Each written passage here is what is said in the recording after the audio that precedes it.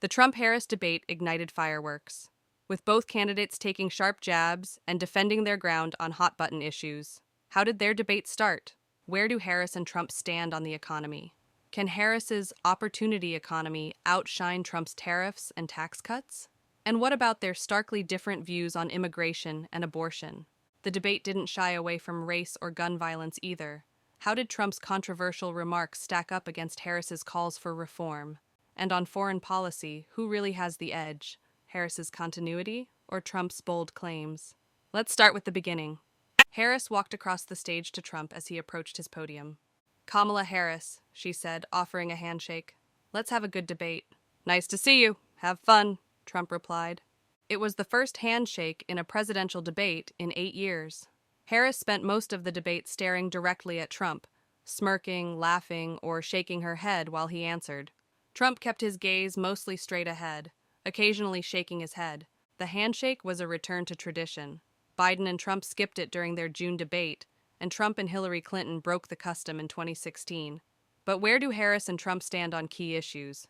The debate started with a key issue: the economy. Harris discussed her middle-class roots and pitched her opportunity economy agenda. This included a $6,000 child tax credit and support for small businesses. The Harris plan also includes affordable housing, an increased minimum wage, and a corporate price control ban on groceries.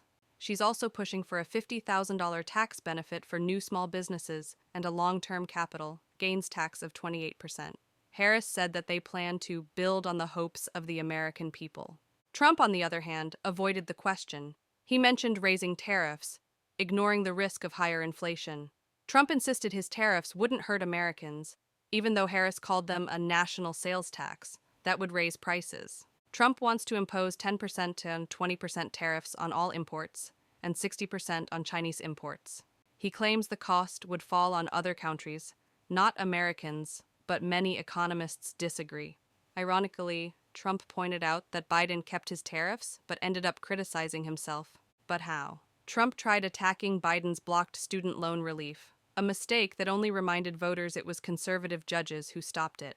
Trump also falsely accused Biden of killing U.S. semiconductor production, even though the CHIPS Act is set to triple production by 2032.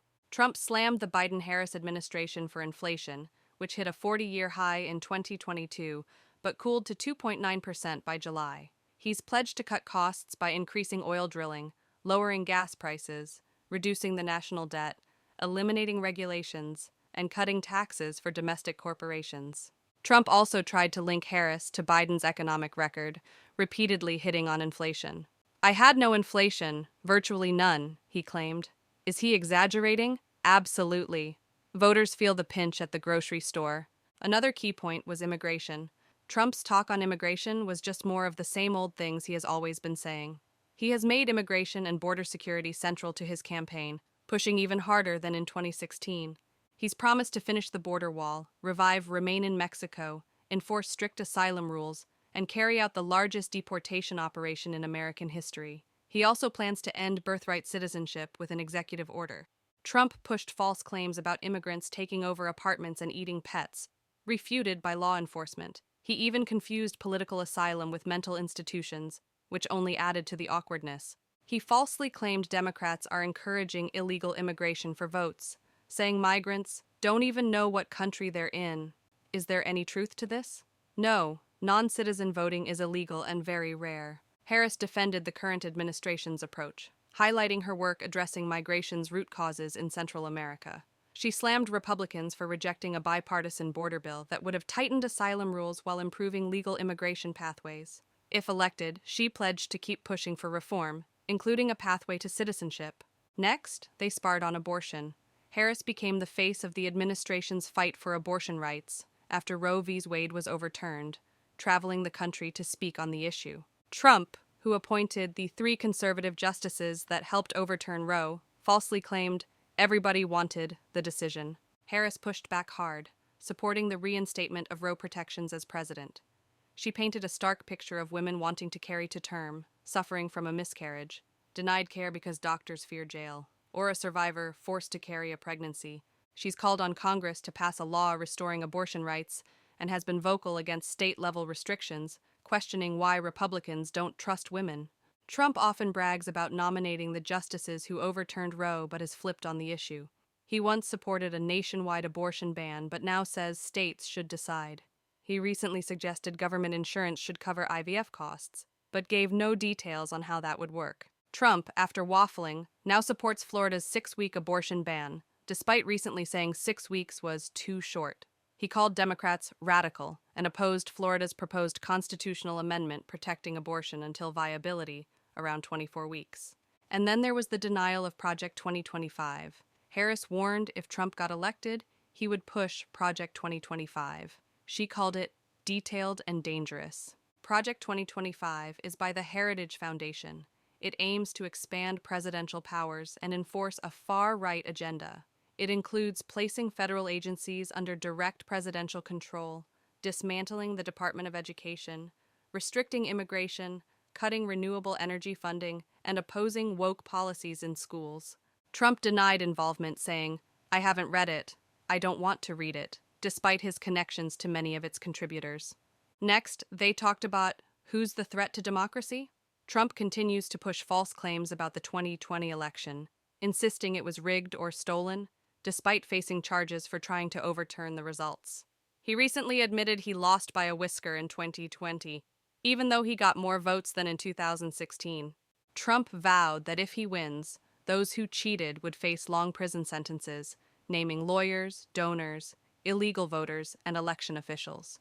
Yet, he sends mixed messages on voting methods, claiming mail-in voting is corrupt while urging his supporters to vote by any means. Harris hit back, saying Trump tried to throw away people's votes. She pledged to defend free and fair elections. Trump, facing 34 felony charges, accused the Biden-Harris administration of weaponizing the Justice Department. Harris countered, reminding voters that Trump has openly said he'd use the DOJ to target political enemies and even suggested terminating the Constitution. Trump fired back, claiming, "They're the threat to democracy, not me." He even said that he was shot because of their propaganda. Discussion on race was the next in the debate. Trump has always brought up race. This debate was surprising, though. Weeks after Trump claimed Harris turned black during an event, he shrugged off her racial identity, saying he couldn't care less. Harris, who is black and Southeast Asian, called it a tragedy that Trump repeatedly uses race to divide Americans. She pointed to his past, questioning Obama's birthplace and making false claims about the Central Park Five. "The American people want better than that, want better than this," she said. Gun violence is back in the spotlight after the recent shooting at Appalachia High School in Georgia left 2 students and 2 teachers dead. Harris called it a senseless tragedy and urged for nationwide red flag laws, universal background checks, and an assault weapons ban.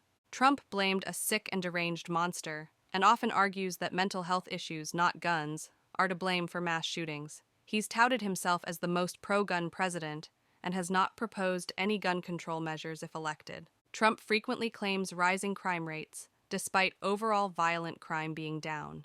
Meanwhile, Harris highlights her record as a prosecutor and her efforts to combat drug cartels and corporations. She also supports continued funding for law enforcement, citing the Biden administration's $15 billion investment in public safety. The candidates then discussed foreign policy. Whose approach will resonate more? Harris has largely mirrored President Biden's foreign policy.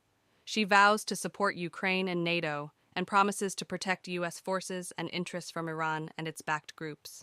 Regarding the Israel-Hamas conflict, she supports Israel's security while advocating for a ceasefire and aid for Gaza civilians. Trump argues that neither the Israel-Hamas nor the Russia-Ukraine war would have happened under his watch. He's hinted at reducing U.S. aid to Ukraine and criticized NATO allies for not contributing enough. While backing Israel's right to defend itself, Trump also calls for a swift end to the conflict. Recently, Trump has spotlighted Afghanistan, marking 3 years since the U.S. troop withdrawal. He's criticized the Biden-Harris administration for the chaotic exit and the deaths of 13 U.S. service members in a suicide bombing. Harris defends ending America's longest war and vows to protect Americans from terrorist threats. In their closing statements, Harris and Trump each made their case. Harris echoed her campaign mantra, "We are not going back." She emphasized a forward-looking approach and the potential for new solutions. Trump criticized Harris and the Biden administration, accusing them of failing to fix the border and create jobs. He urged, "She should leave right now, go to the White House, the Capitol, and do the things you promised but haven't done." So, where are we standing after the debate? The debate was a study in contrasts. Harris's focus on the future and the call for reforms, such as red flag laws and a path to citizenship, spoke to those looking for comprehensive solutions. In contrast, Trump's approach was more reactive. His attacks on the current administration's record, from inflation to border control, felt more like a critique than a plan. While Harris presented a clear roadmap for progress, Trump's performance highlighted his tendency to capitalize on past grievances rather than offer substantial policy innovations. For voters tired of division and inaction, Harris's forward-looking stance will resonate more strongly.